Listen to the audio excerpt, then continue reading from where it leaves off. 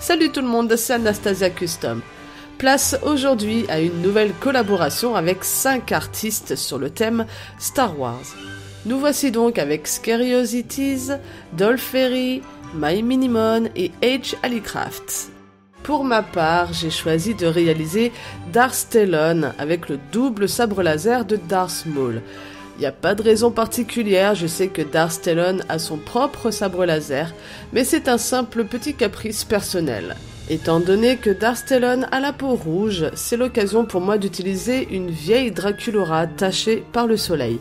Alors j'en ai quelques-unes qui sont très abîmées comme celle-ci, et plutôt que de les jeter, je les garde de côté soit pour m'en servir comme cobaye, soit en attendant de trouver une custo qui nécessite de repeindre entièrement le corps.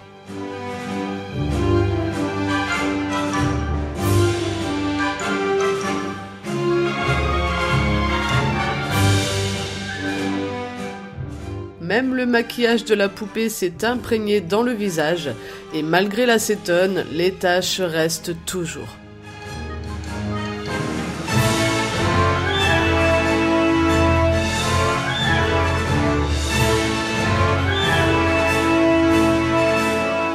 Une fois la peau poncée, les taches restent toujours, mais on va appliquer quelques couches de Mr. Super Clear Matte pour uniformiser la surface. Pour colorer la peau, plutôt que d'utiliser des barrettes de pastel classiques, je vais utiliser du pan pastel rouge. Alors c'est presque la même chose, disons qu'ici le pastel est très poudreux, comme du fond de teint, donc il n'y a plus qu'à l'appliquer avec le pinceau. Ça coûte plus cher, mais c'est plus pratique et rapide.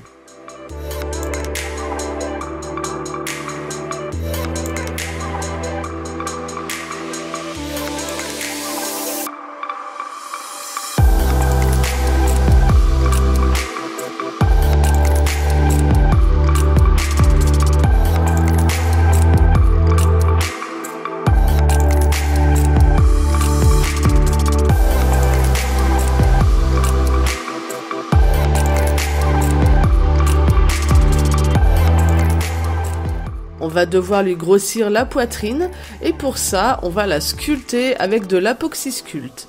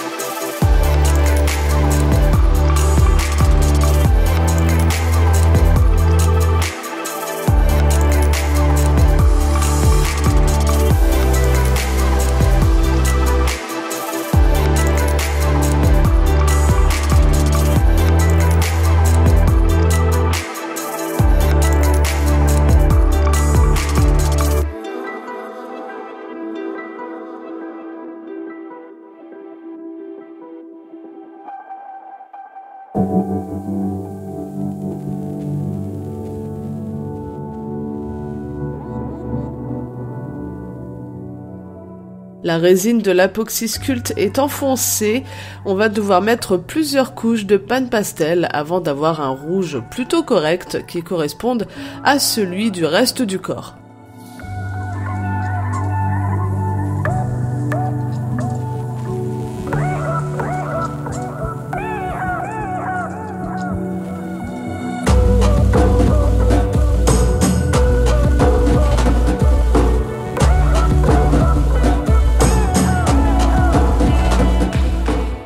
Pour sculpter les deux antennes à l'arrière de la tête, on va d'abord y planter des armatures en fil de fer pour nous aider à donner la forme.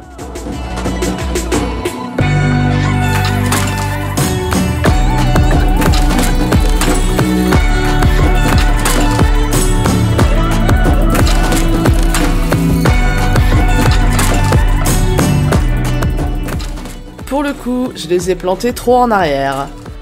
Et ouais, on recommence.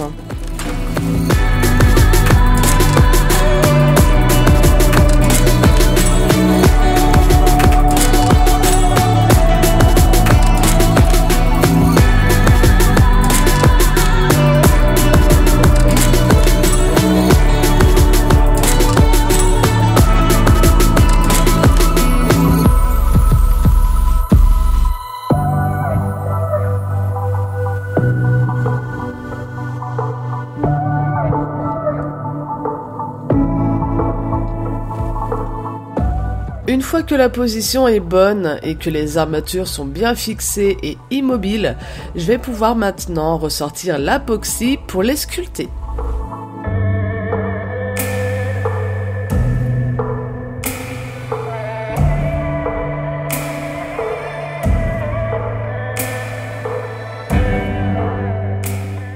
La première couche de résine n'a pas besoin d'être parfaite. Ce n'est pas grave si la forme est très vague, puisqu'elle va servir qu'à renforcer l'armature et à donner l'épaisseur qu'on veut donner aux antennes.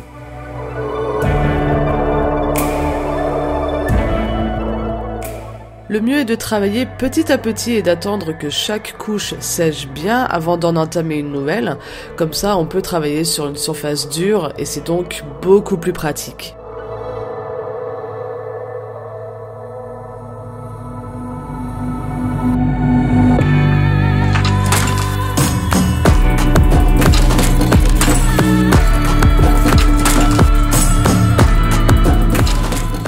Il est important ici de faire en sorte que le crâne soit bien lisse, puisque Darstellon n'a pas de cheveux.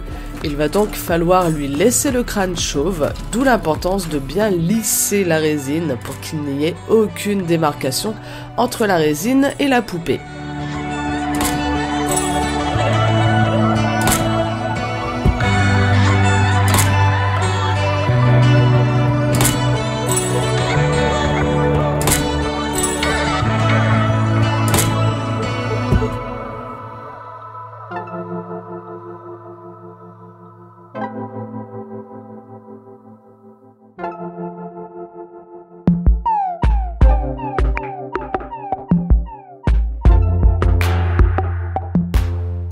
Une fois que la résine est sèche, on va pouvoir appliquer la dernière couche pour faire la surface.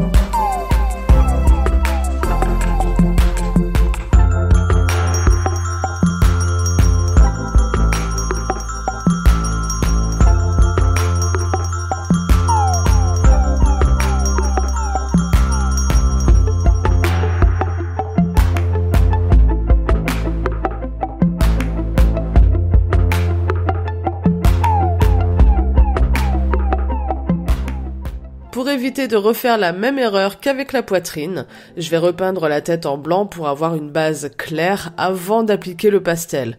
Vous allez voir une très nette différence et il n'y aura pas besoin de mettre plusieurs couches de pastel pour arriver à un résultat convenable.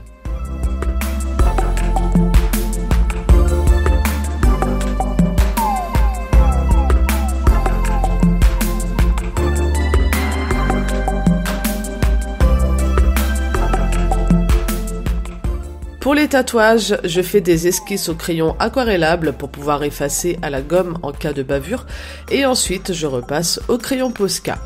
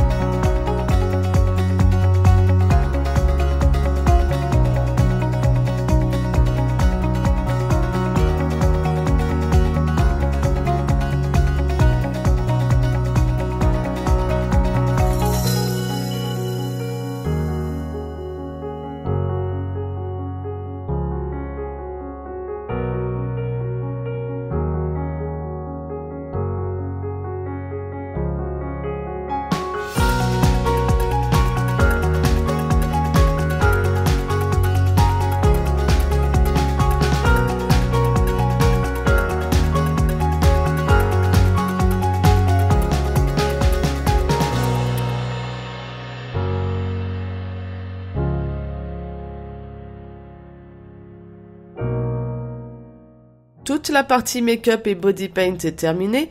On n'oublie pas de fixer au Mr Super Clear Matte pour la tête et au Tamiya TS80 pour le corps. On va ensuite pouvoir s'attaquer à la tenue et pour ça je vais utiliser du Worbla noir qui est une matière sensible à la chaleur et très utilisée dans le monde du cosplay pour la création des costumes. Le principe est simple, on chauffe avec un pistolet thermique ou un sèche-cheveux si vous n'en avez pas et la matière va devenir molle. De cette façon vous allez pouvoir lui donner la forme que vous voulez jusqu'à ce qu'elle refroidisse et durcisse. Alors attention, ça peut refroidir rapidement donc faut pas traîner.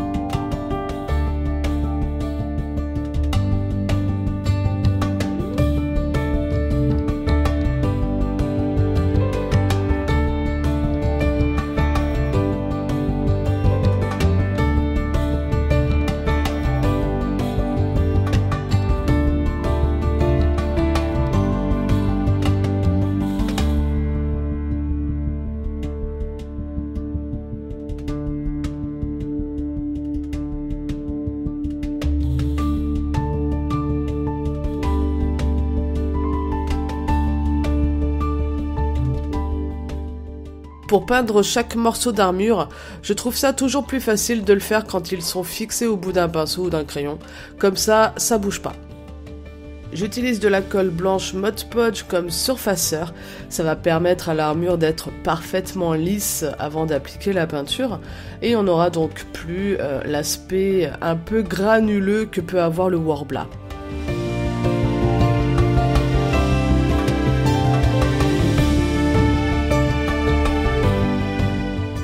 Pour la peinture, j'ai choisi Arteza qui a une gamme de peinture acrylique métallique, mais je reviendrai plus en détail dessus dans une autre vidéo. Ici, on doit peindre l'armure sur des tons argentés et il va falloir appliquer plusieurs couches. Une chance qu'en cette période, on soit en pleine canicule et donc j'ai à peine le temps de peindre toutes les pièces qu'une fois arrivée à la dernière, la toute première est déjà sèche.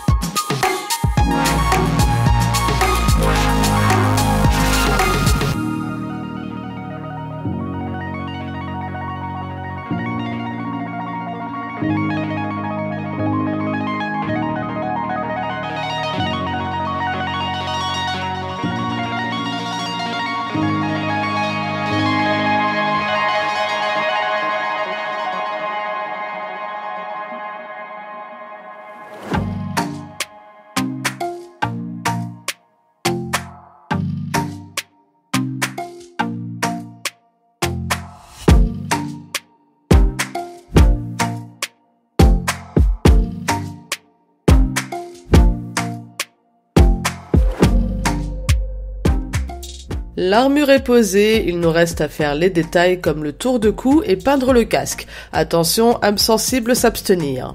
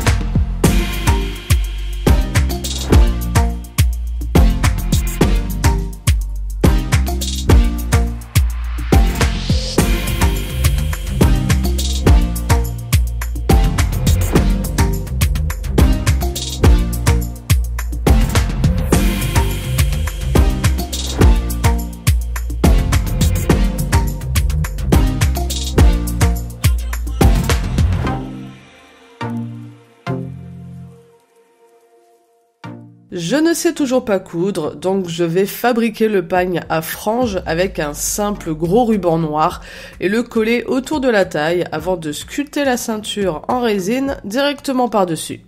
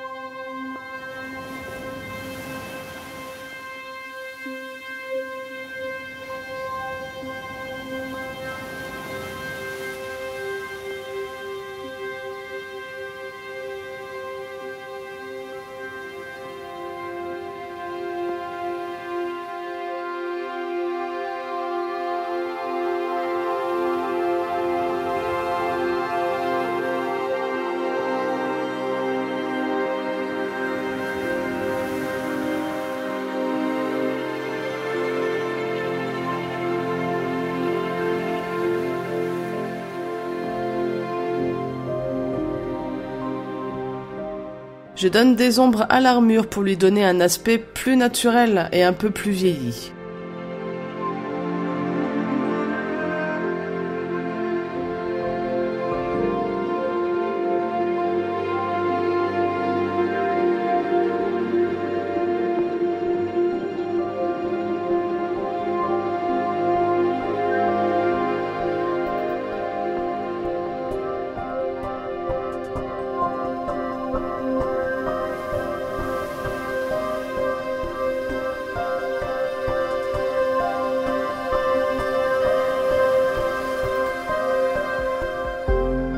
Le plus gros challenge pour moi sur cette custo a été de réaliser le double sabre laser.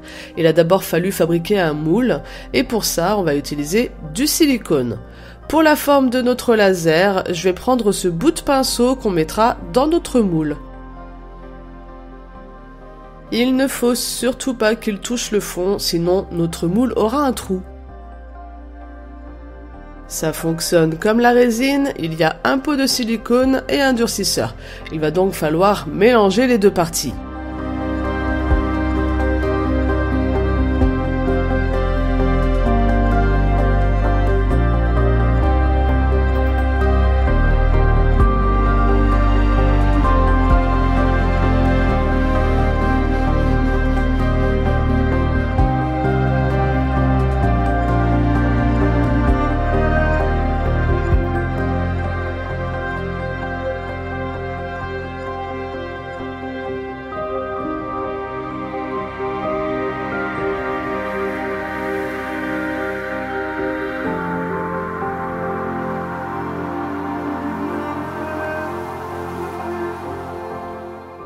On va laisser sécher tout ça pendant 3 à 4 jours.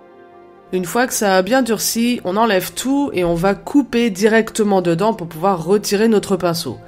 Sinon, je vous souhaite bien du courage.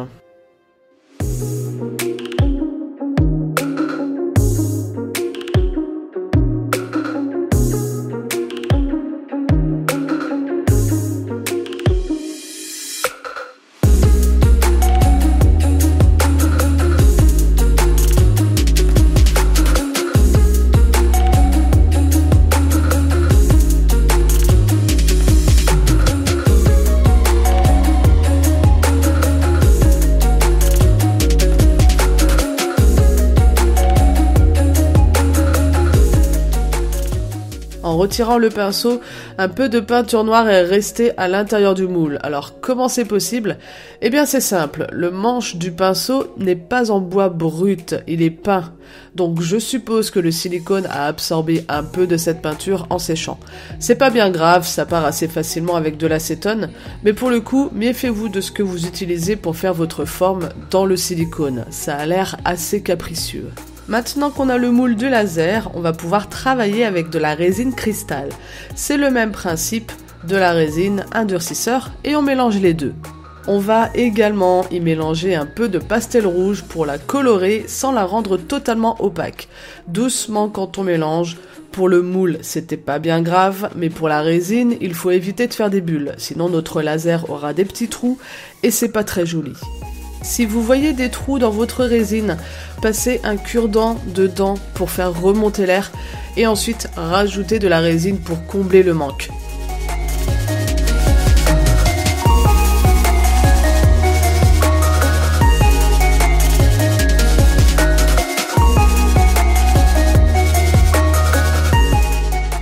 Comme on a coupé dans le moule pour pouvoir retirer le pinceau, la résine risque de s'échapper par ces fissures et il faut donc maintenir le tout bien serré avec des élastiques. On les retirera après 3 jours de séchage.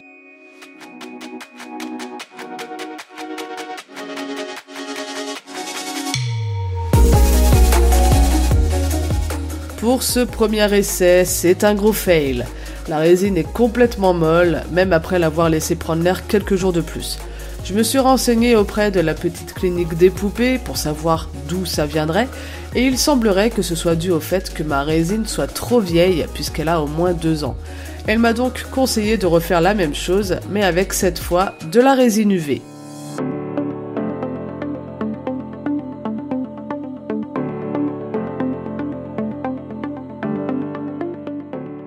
On va catalyser l'extrémité avec une torche UV pour éviter à la résine de couler quand on couchera le moule dans le four à ongles.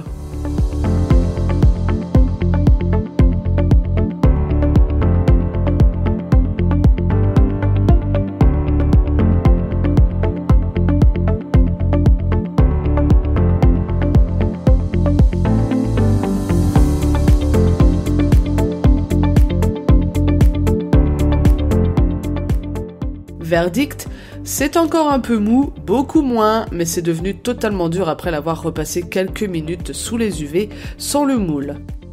Qui dit double sabre laser dit 2 lasers. J'en ai donc coulé un deuxième et on va maintenant pouvoir s'attaquer aux manches.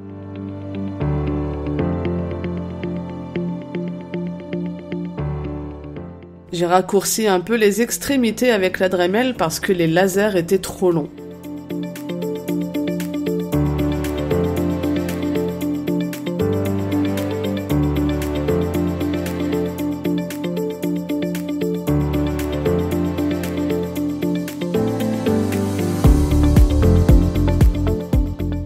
J'ai lu une fois dans vos commentaires qu'utiliser de la résine UV comme colle devait coûter vraiment très cher. Alors c'est faux, en réalité c'est plus pour une question de solidité et de rapidité. La résine UV fonctionne très bien comme colle forte instantanée. Vous n'êtes pas sans savoir qu'une colle forte a besoin de beaucoup de temps pour bien prendre et que les colles rapides sont bien souvent pas si fortes que ça. Et puis j'ai envie de dire, c'est pas 1 ou 2 pointes de résine UV qui va faire un trou dans votre budget.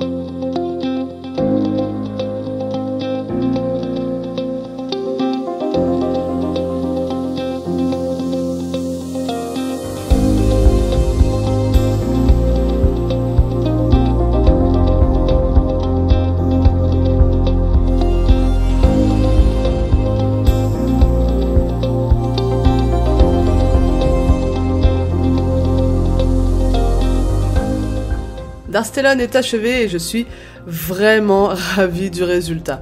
Je savais pas trop comment cette histoire allait se terminer, mais je commence à prendre un peu confiance avec la résine et le Worbla, et ça m'éclate.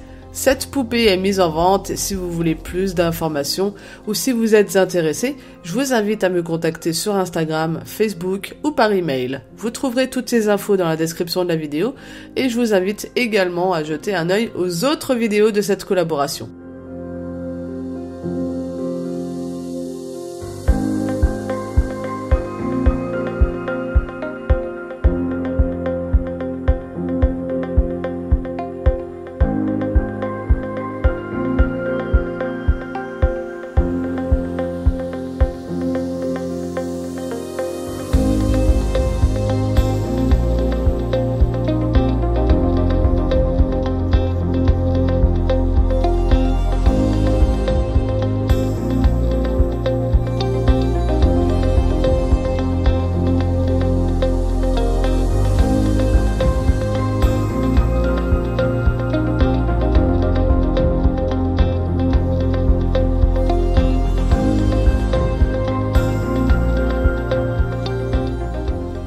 J'espère que cette vidéo vous aura plu et je vous dis à bientôt. Tchuss!